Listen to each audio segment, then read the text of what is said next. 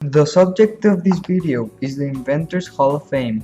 This monument of sorts would honor the people who have shaped our world into what it is today. It will focus on people who have invented something or discovered something that has changed the way people live their everyday lives.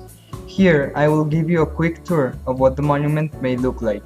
Keep in mind, this is merely a draft of a draft and is by no means the final product. As you can see, the entrance to the Hall of Inventors has a statue with a U on it. This U represents the universe and how the sky is the limit and anyone can invent anything. This building has been the first of many. Even though this draft only features one of these buildings, the idea is to have many of these completed. Now we will step inside and see what's inside the building. The idea here is to have a building per inventor.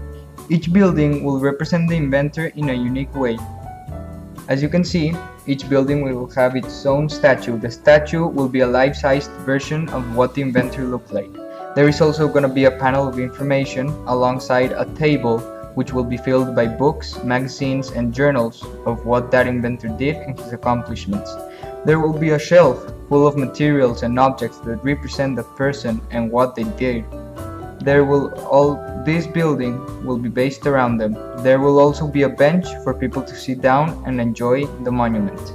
As you can see, when you leave the building, on this draft the road ends, but the idea here is to have that building replicated a lot of times over there, and the monument will just be getting bigger and bigger as more inventors are added to the Hall of Fame. The idea is to have an approximate 20 by the time we start, but that number will just keep on growing and growing.